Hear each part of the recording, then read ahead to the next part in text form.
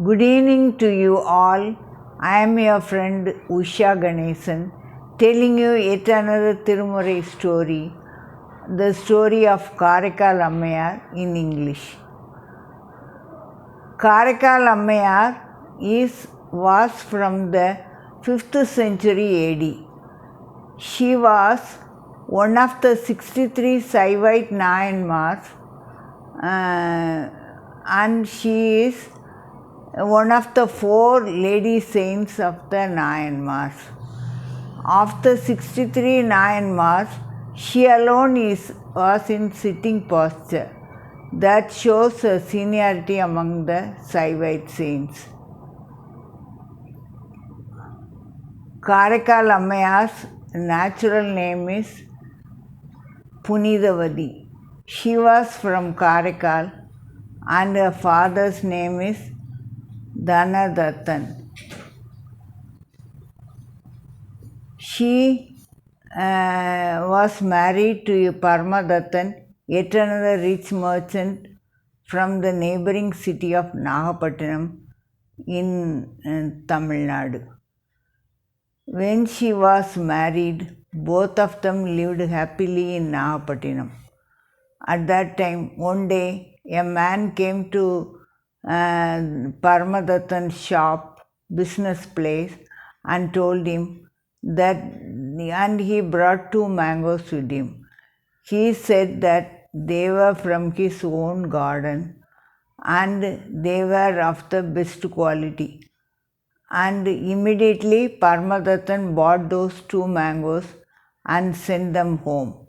In the meanwhile, Punithavathi had been preparing lunch for her husband. At that time, an old Saivite saint came and asked for alms. She said that because her lunch was not ready, she served him curd rice and cut one of the mangoes sent by her husband and served the old saint. He left home blessing Punithavathi with his stomach full. And when Parmadattan came, she served him an elaborate lunch.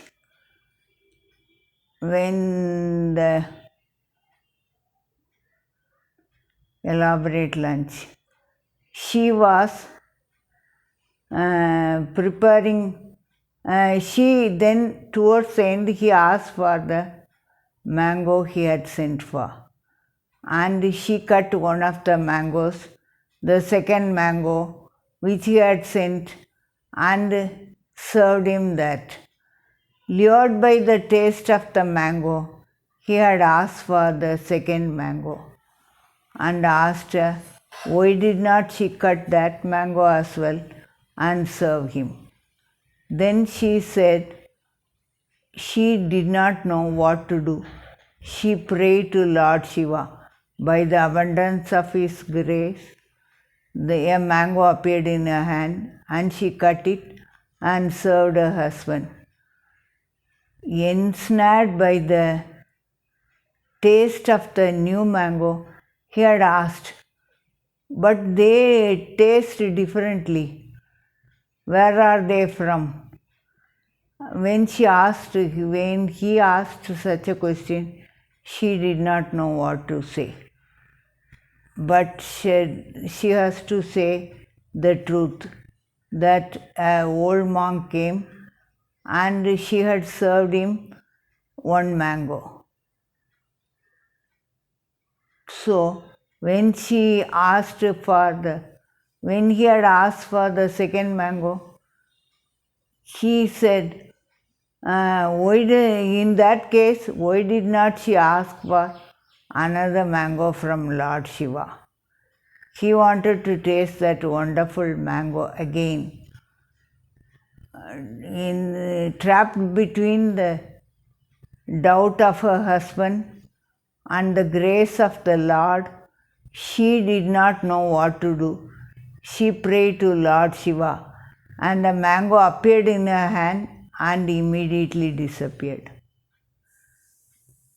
Then Dhanadatta was shocked by the entire incident. He immediately said that his wife had divine quality, and he immediately left the home and went on a business trip abroad, and he came back and settled at Madurai, the Pandya capital.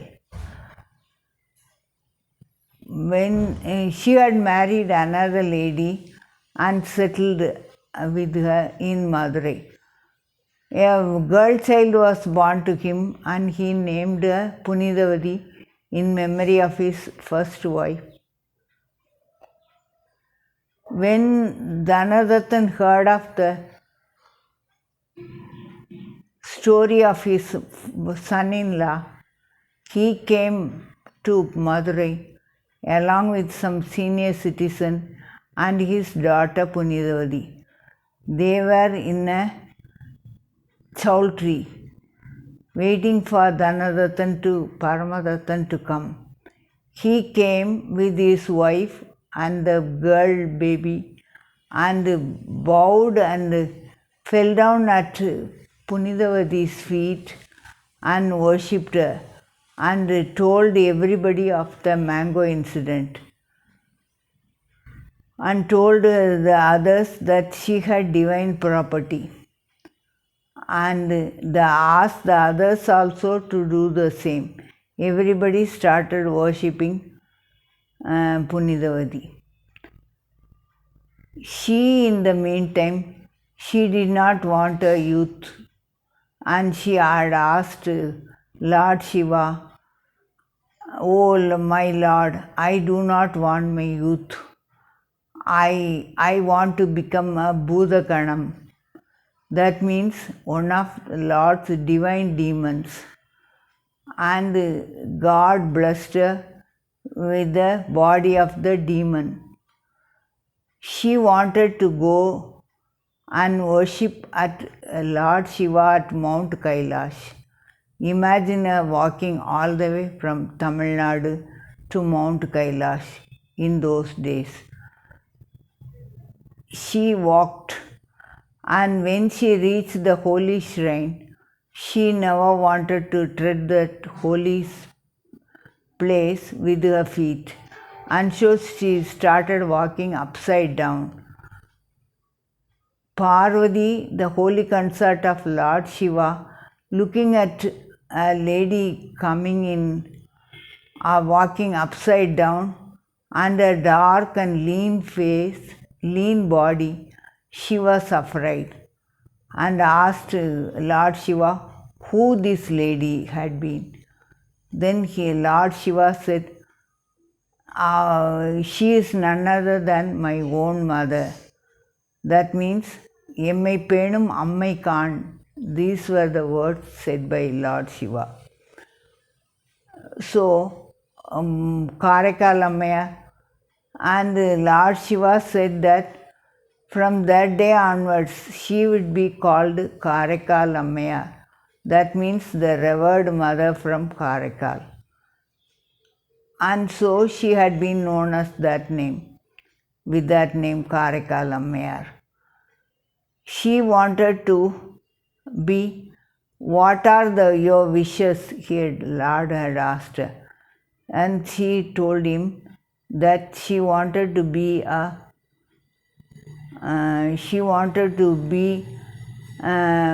மீண்டும் பிறவாமை வேண்டும், பிறந்தால் ஈசனே உன்னை மறவாமை வேண்டும், அனுதினமும் உன் காலடியில் அமர்ந்து உன் ஆடல் காணவும் வேண்டும் என்று she asked. She told him her wish, that she never wanted to be born again. Even if she is born, she never wanted to forget him, and she wanted to see his dance the whole time, sitting under his feet. Then he had asked her, "Then you have to go to Thiruvalangadu." That is one of the 5 sabhas where Lord Nataraja is dancing. Nataraja is supposed to dance. He is the king of dance, Nadarajan. And so this Tiruvalangadu is Ratna Sabha or the Diamond Sabha, and Chidambaram is the Ponnambalam or the Golden Sabha, and Madurai is the Velliyambalam or the Silver Sabha, and Tirunelveli is the Copper Sabha, and Kutralam is the Chitra Sabha. Of the 5 Sabhas, Tiruvalangadu has a special place. And she went there, and Lord Shiva had he had asked her. She started writing some of the Padigams in Tamil. Padigams are Tamil poems set to music or set to பண்ணுக்கு பாடப்படும் பாடல்களை பதிகம் எனப்படும். She said, and she wrote Tiruvalangatu Mootha Tirupadigam. They were the pioneers of Thevaram in Tamil. Tiruvasam, Thevaram, which are set to music. And she also wrote Andadi. She had been the pioneer in writing Andadi. Andadi means, Andam means the last word. Adi means the first word.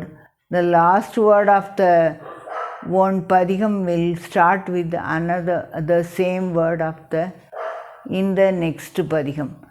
So, they are called Andadi. Andamum Adim Adudan. But she also wrote Tiruvalangatu Andadi. Of the Nayanmars always have their own Sannidhi in all the great ancient Shiva temples. Shiva temple next to Garbhagriha, from east to west are the Nayanmars. All the 63 of them are in a row.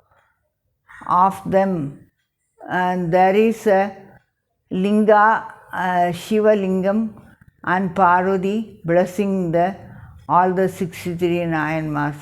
There will be a hole in the wall through which we can see all the faces of the Nayanmars. In the early days, we used to go to Shiva temple and pretend to see all the faces of all the Nayanmars and put our hand like this, a revered way of saying Namaste. This is the story of Karaikal Ammayar. Those who do not subscribe, please subscribe to my channel, and you like my channel and share it with your friends and relatives. Thank you.